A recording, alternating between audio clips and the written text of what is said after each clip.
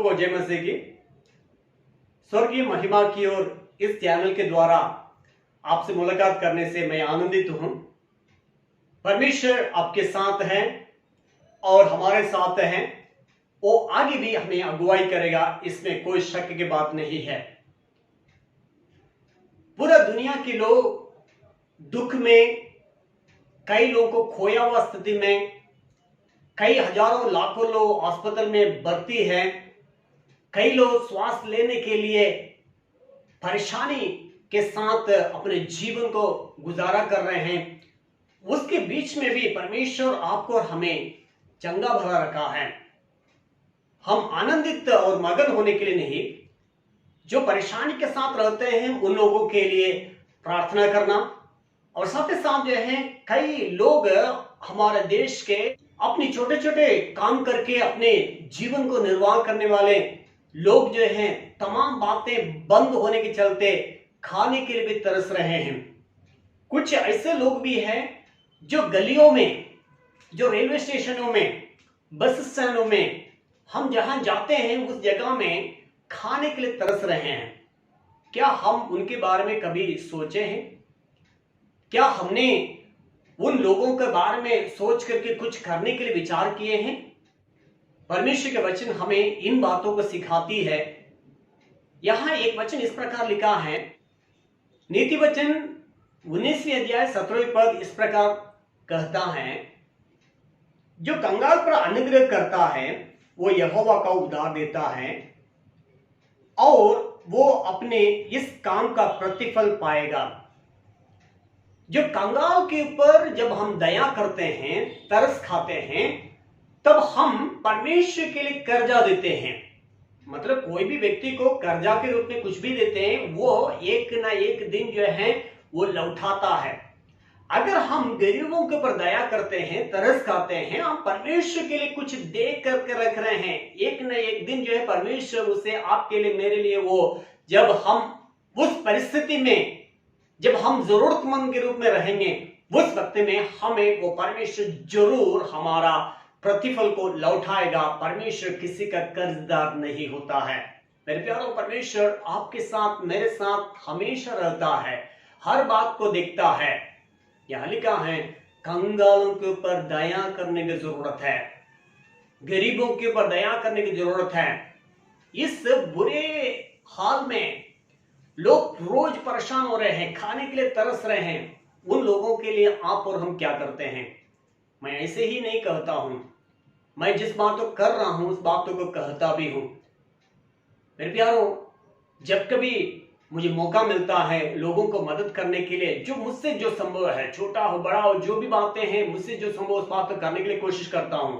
जो गरीबों को या भीख मांगने वालों को एक टाइम का खाना खिला करके उसको खुश देखने के लिए मैं चाहता हूं। क्या आपके अंदर इस बातें पाया जाता है कि नहीं? मत्ती सुसमाचार उसका 25वें अध्याय 41 वचन से लेकर मैं आपको पढ़ करके सुनाने के लिए चाहूंगा। उस जगह में यीशु मसीह स्वयं इस बात को कहता है, मैं आपके लिए पढ़ रहा हूं। तब वो बाएं ओर वालों से कहेगा, हे श्रापित लोगों, मेरे सामने से उस आनंद आग में चले जाओ जो शैतान और उसके दूतों के लिए तैयार की गई है। मैं भूखा था और तुमने मुझे खाने को नहीं दिया, मैं प्यासा था और तुमने मुझे पानी नहीं पिलाया, मैं परदेसी था और तुमने मुझे अपने घर में नहीं ठहराया, मैं नंगा था और तुमने मुझे कपड़ा नहीं पहनाया, मैं बीमार और बंदीगृह में था और तुमने मेरी सुधि न ली। यहां यीशु मसीह की एक शिकायत है, मैं जब भूखा था, मैं बंदीगृह में था, तुमने मुझे मेरा भूख को मिटाने के लिए या मेरे प्यास को मिटाने के लिए तूने मुझे खाना तक नहीं दिया, मुझे पानी तक नहीं पिलाया।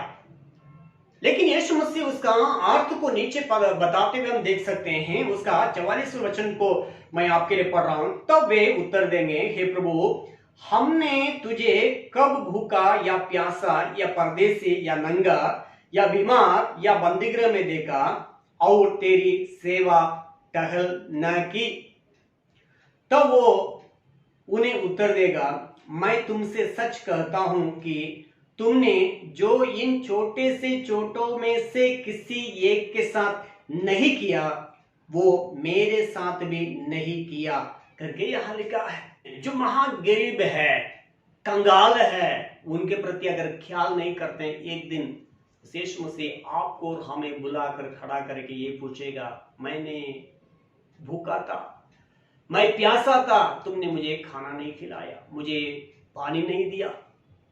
मेरे प्यारों, आपके आसपास में रहने वाले एक एक के लोगों को ख्याल करने का जिम्मेवारी आपका मेरा है।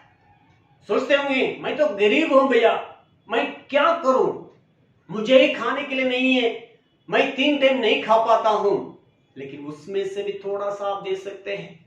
मेरे सुनने वाला आप कोई भी क्यों न हो, परमेश्वर किसी का कर्जदार नहीं है, परमेश्वर किसी का कर्जदार नहीं है। आपका उसका प्रतिफल को जरूर लौटाएगा, उसमें कोई शक की बातें नहीं है। हमारे शरीर में अन्य लोगों के लिए भलाई करने के लिए ताकत है, उस समय में अगर हम नहीं करते हैं वो हमारे लिए पाप ठहरेगा। परमेश्वर आपके साथ मेरे साथ बातचीत करने पाए, क्या हम औरों के लिए मदद करने के लिए हम हाथ बढ़ाएंगे, अपने हाथ को अपनी मुट्ठी खोल करके कुछ तो देंगे, कुछ तो औरों के लिए मदद करने के लिए हम अपने हाथ को बढ़ा सकेंगे। आज मेरे सुनने वाले मेरे प्रिय भाई बहन, मेरे चाचा चाची, आप कान खोल के सुन लीजिएगा। आपसे जो बातें संभव है, जो महागरीब है, आपसे भी नीचे के स्तर है, उन लोगों के ख्याल करने का आपका जिम्मेवारी है। इस बातों को भूलिएगा नहीं। हम कितना भी कमाते हैं, कितना भी उसी के लिए दौड़ते हैं, पैसा के पीछे दौड़ते दौड़ते रहते हैं, एक दिन ये सारी बातें खत्म हो जाएगा। मैं आपको एक वीडियो दिखाने के लिए चाहूंगा, थोड़ा सा देखिएगा।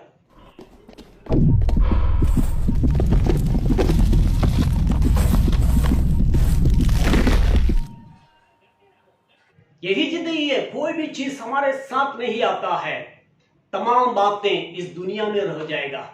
जब हम कब्रिस्तान में जाएंगे ना, कोई भी चीज को हम लेकर के नहीं जा सकते हैं।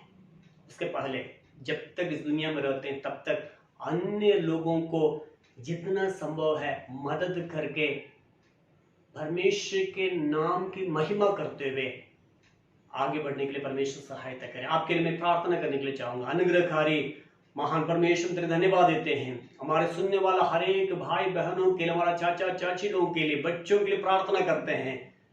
जो हमारे स्तर से भी नीचे के स्तर के लोग हैं, उन लोगों के लिए मदद करने का मनसा को में दीजिए, ताकि तेरे सन्मुख में जब हम आकर के खड़े होंगे, जब तू मुझे न्याय करेगा, हमें न्याय करेगा, उस समय में निर्दोष निकलने के लिए तू सहायता कर। प्रभु जी, अन्य लोगों को, गरीबों के ऊपर ख्याल करने का उस अनुग्रह को दीजिए, दया कर, आशीष दे। यीशु के नाम से मांगते हैं, सुनो और ज्ञान कर, आमीन। प्रभु आपका आशीष दे। धन्यवाद।